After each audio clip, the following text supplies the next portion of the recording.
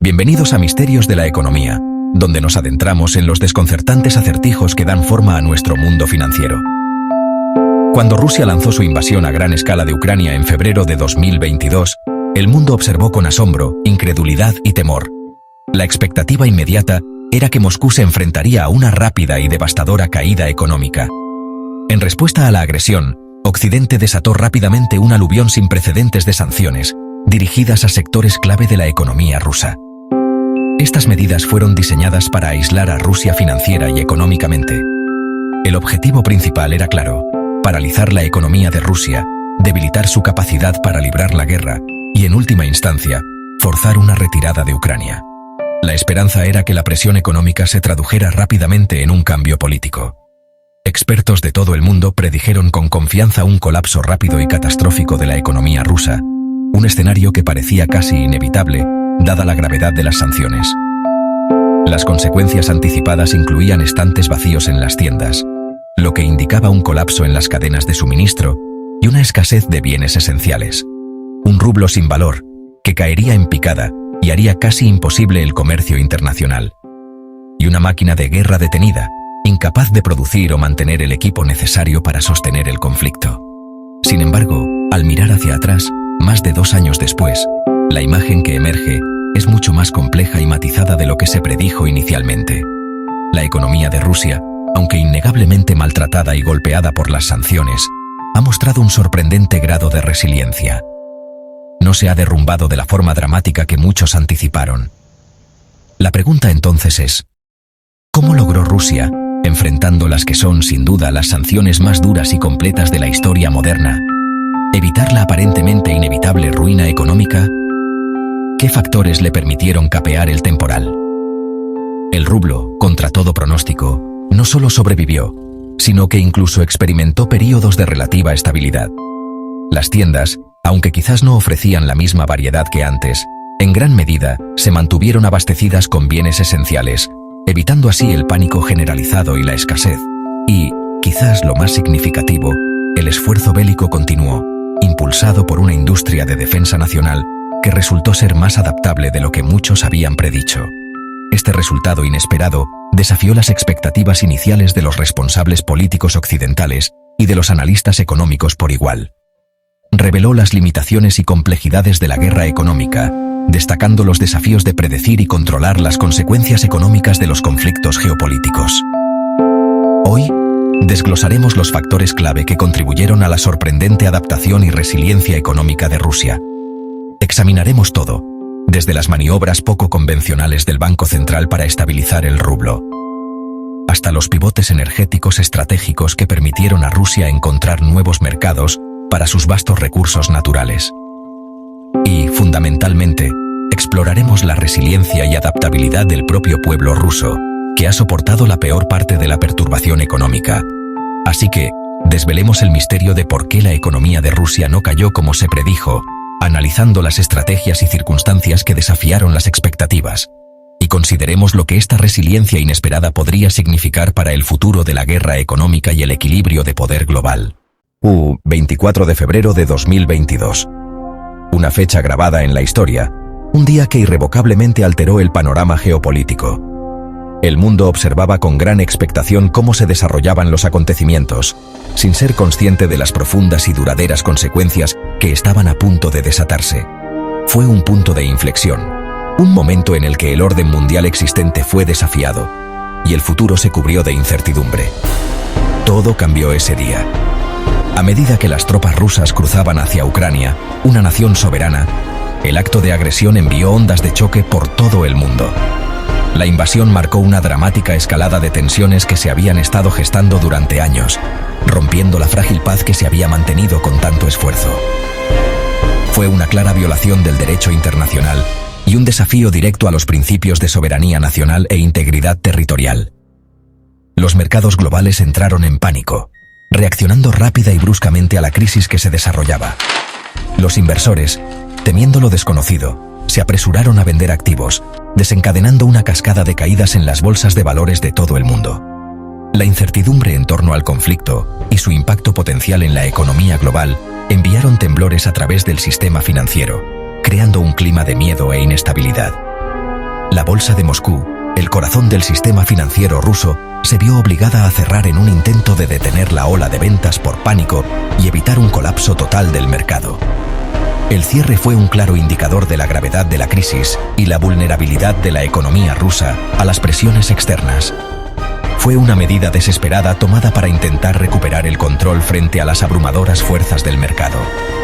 El rublo se desplomó, cayendo a mínimos históricos frente a las principales divisas a medida que los inversores perdían la confianza en la economía rusa.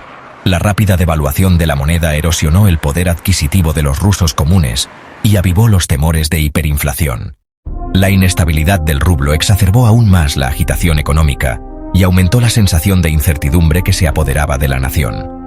Y los rusos temían una repetición de crisis financieras pasadas, con largas colas formándose en los cajeros automáticos mientras la gente se apresuraba a retirar sus ahorros, temiendo que su dinero se volviera inútil. Los recuerdos de colapsos económicos anteriores, como la crisis financiera rusa de 1998, aún estaban frescos en la mente de muchos, alimentando una sensación de pánico y desesperación. Occidente respondió con rapidez y unidad, forjando un frente unido contra la agresión rusa. Líderes de toda Europa y América del Norte convocaron reuniones de emergencia para coordinar su respuesta y formular una estrategia para disuadir una mayor escalada.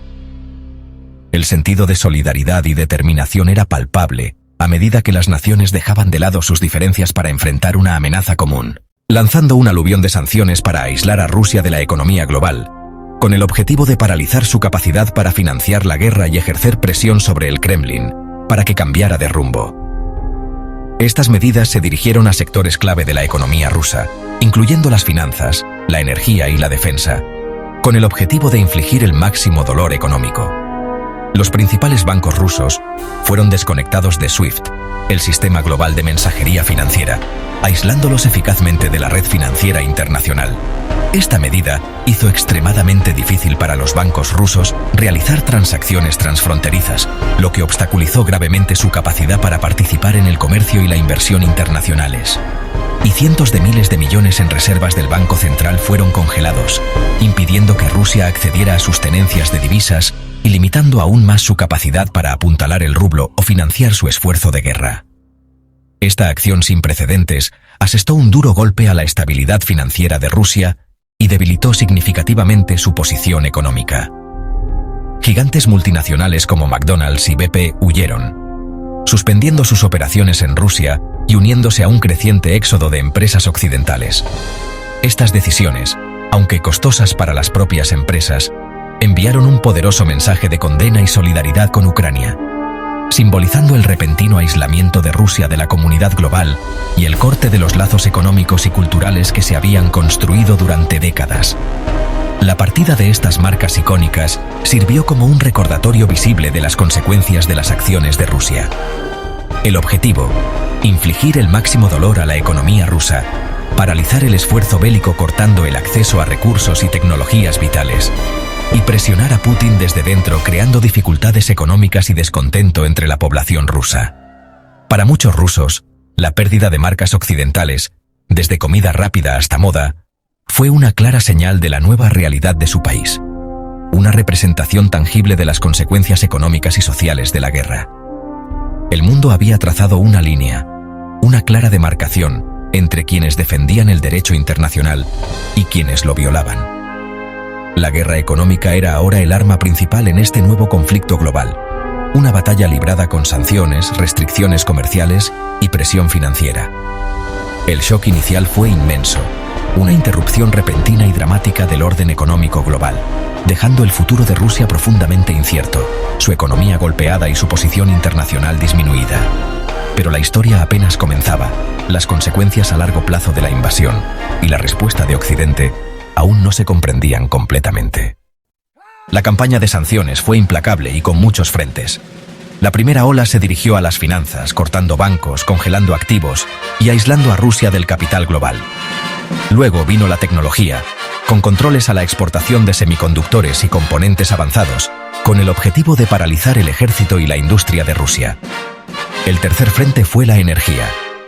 La Unión Europea y el G7 redujeron drásticamente el petróleo y las importaciones de gas rusos, e impusieron un tope de precios para limitar las ganancias de Moscú. Este fue el régimen de sanciones más completo jamás impuesto a una gran economía. Occidente apostó a que tal presión abrumadora obligaría a Rusia a rendirse, pero Rusia estaba a punto de contraatacar. El asedio estaba en marcha, pero también la contraofensiva del Kremlin. La respuesta de Rusia fue rápida y despiadada. El Banco Central, liderado por Elvira Nabiullina, duplicó las tasas de interés para detener el colapso del rublo. Estrictos controles de capital atraparon el dinero dentro de Rusia y obligaron a los exportadores a convertir sus ganancias extranjeras a rublos. Los ciudadanos enfrentaron límites en los retiros de moneda extranjera. El gobierno aumentó las pensiones, los salarios públicos y los subsidios a las empresas para mantener la estabilidad. Los ingresos energéticos, impulsados por los altos precios mundiales, financiaron estas medidas. El Estado incautó bienes de empresas occidentales que se marchaban, consolidando el control y cambiando la economía a un estado de guerra. El modelo de Rusia se transformó. Los principios de mercado dieron paso al dominio estatal y la militarización. La fortaleza Rusia se construyó en tiempo récord. El verdadero escudo de Rusia, el guardián silencioso de su economía, fue la energía. Durante décadas, la nación había construido su riqueza e influencia sobre las vastas reservas de petróleo y gas natural bajo su suelo. Estos recursos no eran solo mercancías, eran activos estratégicos, herramientas potentes en el ámbito geopolítico. A pesar de las sanciones, la ola inicial de penalizaciones económicas impuestas por Occidente, Rusia logró capear el temporal, al menos al principio. Muchos creían que estas sanciones paralizarían la economía rusa, cortando su acceso a mercados vitales y recursos financieros.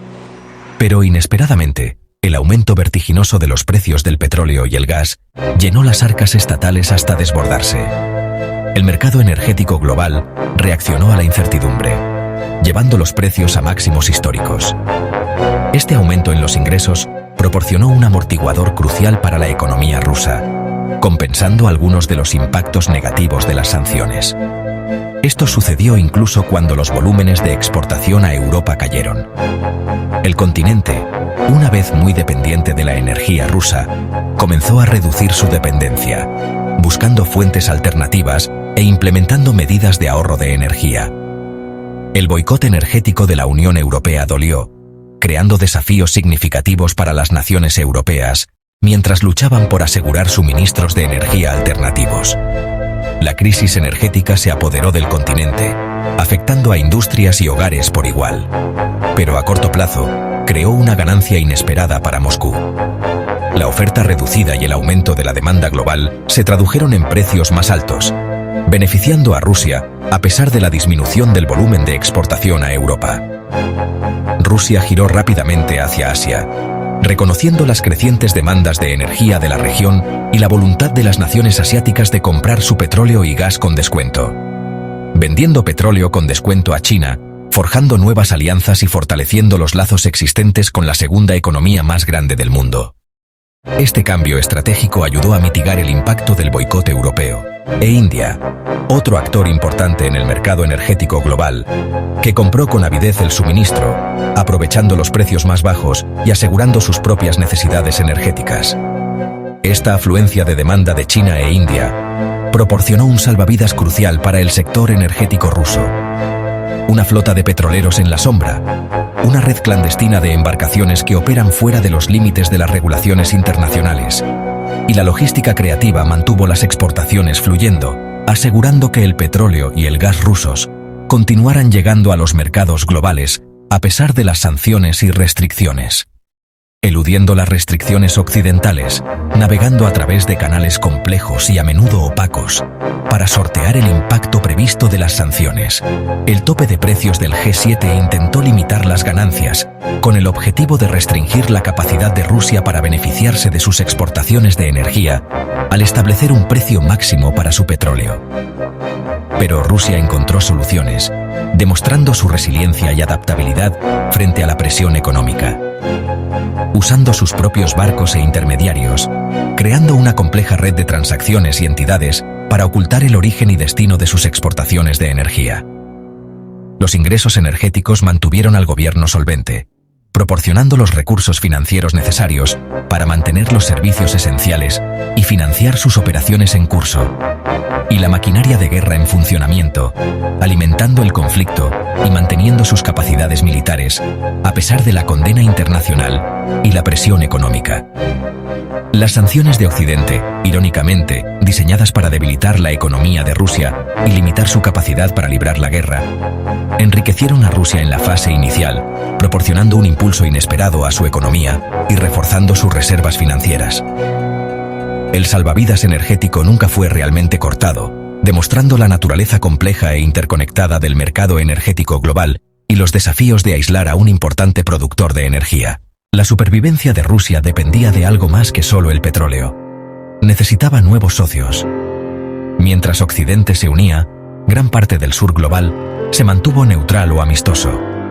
China se convirtió en el principal comprador de energía de Rusia y el principal proveedor de bienes, llenando el vacío dejado por las empresas occidentales. India también adquirió petróleo ruso con descuento, priorizando sus propias necesidades económicas. El comercio cambió a monedas nacionales, reduciendo la dependencia del dólar y los bancos occidentales. Países como Turquía y los Emiratos Árabes Unidos se convirtieron en centros clave para reexportar bienes a Rusia, eludiendo las sanciones. Esta red global socavó la estrategia de aislamiento de Occidente. Rusia construyó un ecosistema económico paralelo, anclado por China e India. La realidad multipolar del mundo le dio a Moscú margen para maniobrar. ¿Por qué Rusia no se ha derrumbado como Irán o Venezuela bajo las sanciones? Rusia entró en la crisis con una economía más grande y sofisticada, y tecnócratas capacitados. Su Banco Central actuó con decisión, a diferencia de la caótica mala gestión de Venezuela. El petróleo ruso es más fácil de refinar y más atractivo para los compradores que el de Venezuela, lo que le da a Moscú más influencia. El gran volumen de producción de Rusia lo hizo indispensable para los mercados globales. Lo más importante es que Rusia tenía a China, un aliado poderoso dispuesto a comprar sus recursos y a suministrar importaciones críticas. Irán y Venezuela carecían de tal respaldo. Estas diferencias permitieron a Rusia resistir la presión que aplastó a otros petroestados. La resiliencia del Kremlin fue única en el mundo de las economías sancionadas. En el terreno, los rusos se enfrentaron al pánico, la inflación y la pérdida de las comodidades occidentales. Sin embargo, el temido colapso social nunca llegó. Décadas de dificultades habían condicionado a muchos a adaptarse, especialmente fuera de las grandes ciudades. El estímulo del gobierno amortiguó el golpe para los vulnerables, mientras que el gasto de guerra impulsó los salarios de los obreros. La escasez de mano de obra y la movilización transformaron la fuerza laboral, uniendo la prosperidad a la economía de guerra. La propaganda estatal redefinió las dificultades como sacrificio patriótico, suprimiendo la disidencia y reuniendo apoyo. Para muchos, la vida diaria se convirtió en resistencia, no en protesta. La nueva normalidad fue aceptada, si no abrazada. La sociedad rusa, golpeada pero resistente, se ajustó a una realidad de guerra. La supervivencia económica de Rusia no es un misterio. Es el resultado de sus recursos, una gestión tecnócrata y nuevas alianzas globales. Los ingresos del petróleo y el gas, las rápidas medidas políticas y el apoyo de China e India mantuvieron la economía a flote. El Estado combinó el estímulo fiscal con propaganda y represión, poniendo la economía en pie de guerra. Los rusos se adaptaron, pero a un costo: aislamiento, dependencia de China y una fuga de cerebros. Las sanciones de Occidente expusieron los límites de la guerra económica en un mundo multipolar. La resiliencia de Rusia es real, pero también lo es su estancamiento. La fortaleza se mantiene, pero la sociedad por dentro está transformada. La verdadera pregunta: ¿qué tipo de Rusia surgirá cuando termine la guerra?